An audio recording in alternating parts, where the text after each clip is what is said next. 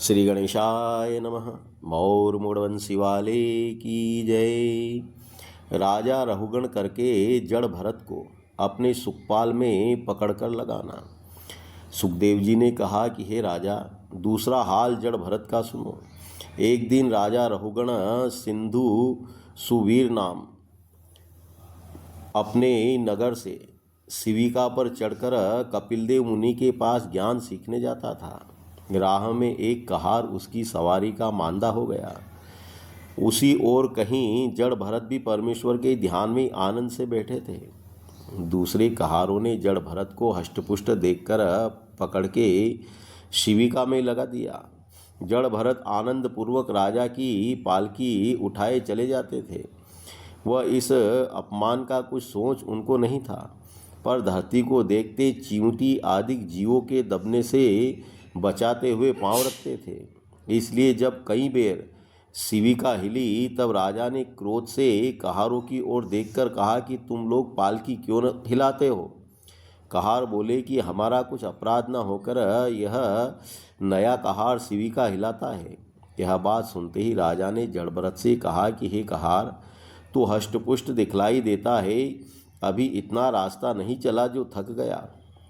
अपने प्राण का डर न रखकर मरने की इच्छा रखता है, जो पालकी हमारी अच्छी तरह नहीं ले चलता। जड़ भरत यह वचन सुनकर चुप हो रहा। वह कुछ उत्तर राजा को न देकर मन में कहा कि देखो, इस शरीर को कर्मानुसार दुख व सुख मिलता है, वह परमात्मा इन दोनों से विलग रहकर सदा एक रीति से रहते हैं। जब जड़ भरत चुप हो रहे तब फिर राजा क्रोध करके बोले कि हे कहार, तू हमारी बात का उत्तर क्यों नहीं देता। यह वचन सुनकर जड़ भरत ने विचार किया कि यह अपने को बड़ा ज्ञानी समझता है, इससे अभिमान इसका तोड़ना चाहिए। ऐसा विचार करके जड़ भरत हंसकर बोले कि हे राजा, तुमने कहा कि तू बहुत राह नहीं चला, वह थक गया। जो मनुष्य वृथा फिरता है वह दुख पाने से अवश्य मांदा होगा। क्यों ऐसा कर्म नहीं करता कि जिससे जन्म व मरण से छूट जावे। वह आपने कहा कि दुर्बल न होकर मोटा दिखाई देता है। सो हे राजा, परमात्मा जिसको जीव कहते हैं वह सदा चैतन्य रहकर न मोटा होता है न दुर्बल, सदा एक सा रहता है। कदाचित उसे दुबला कहो तो वह ऐसा सूक्ष्म है कि किसी को दिखलाई नहीं देता। वह मोटा समझो तो उसके विराट रूप में सारा संसार व 14 लोक वर्तमान है। और यह शरीर नाश होने वाला कभी पुष्ट व कभी कृषित रहता है। जिसने इस अनित्य शरीर में प्रीति लगाई उसे इन बातों का विचार करना चाहिए। वह जो तुमने कहा कि तू मरने की इच्छा रखता है, सो मेरे निकट जीना व मरना दोनों बराबर होकर बिना मृत्यु आए कोई नहीं मरता। वह हे राजन, प्रकाश परमेश्वर का बीज तनु मेरे व तुम्हारे व सब जीवों में एक सा है, इसलिए स्वामी व सेवक सम जानता हूँ। वह तुम इसी शरीर तक राजा हो, मरने उपरांत हम व तुम दोनों बराबर हो जाएंगे। इसलिए तुमको यह सामर्थ्य नहीं है कि जो आत्मा अविनाशी पुरुष को दुख दे सको। यह झूठी काया को चाहो सो दंड देव।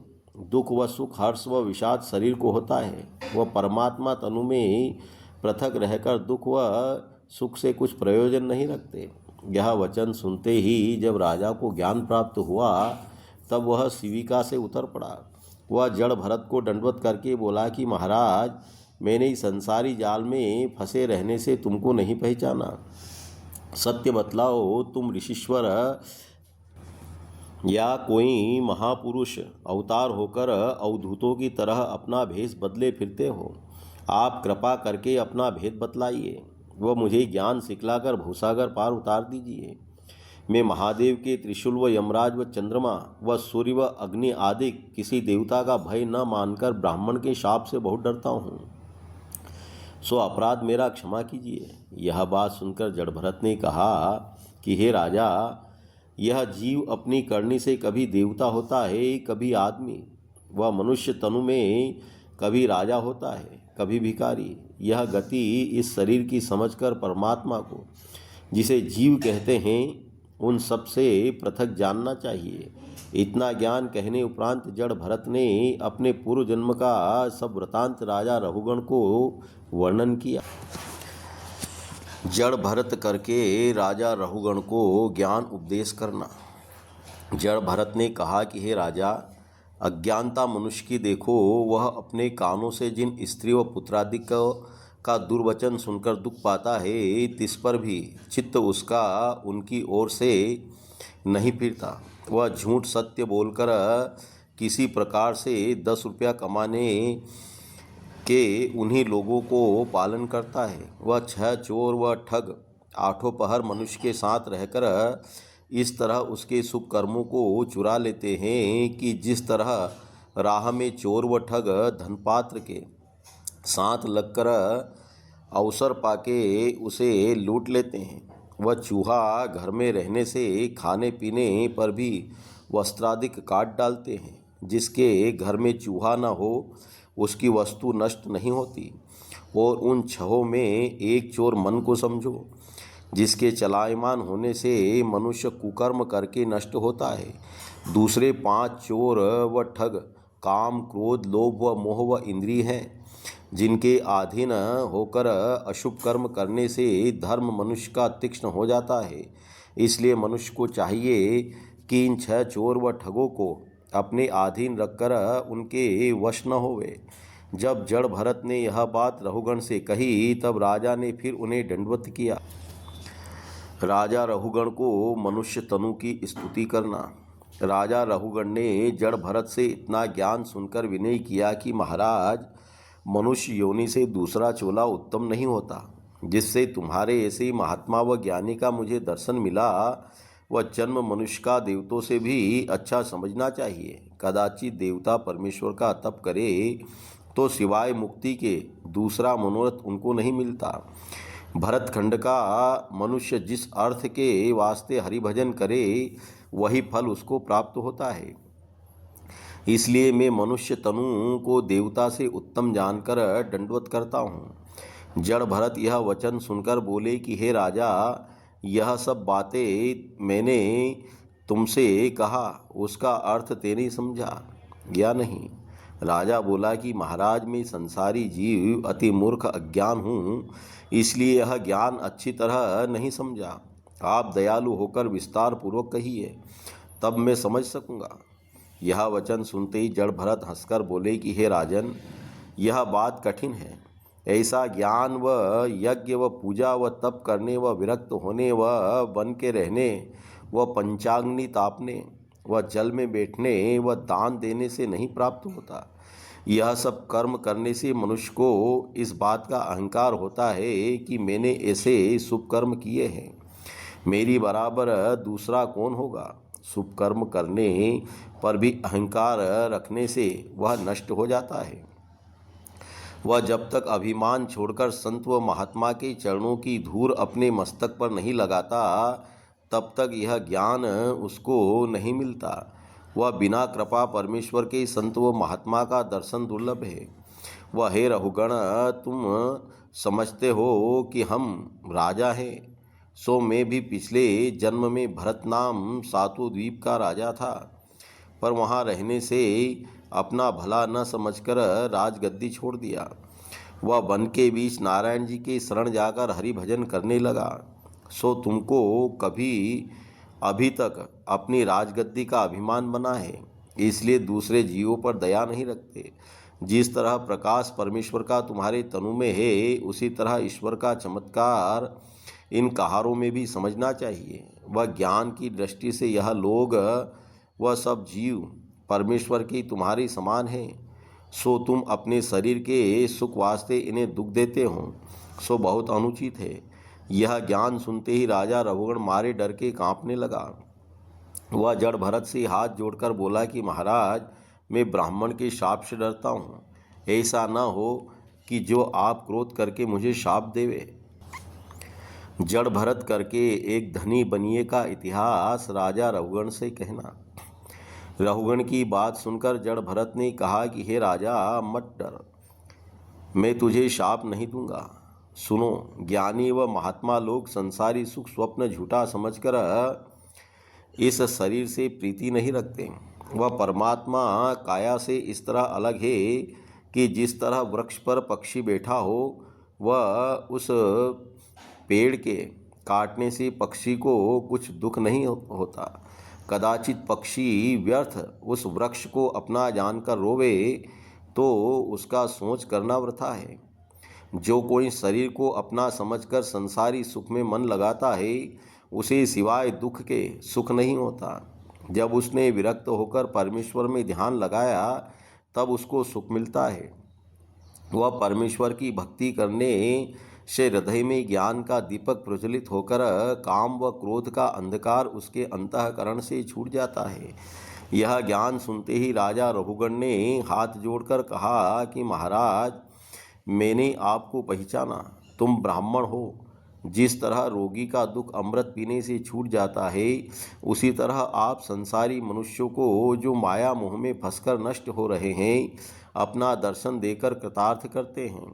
सो मुझे भी अपना दास जानकर दर्शन दिया।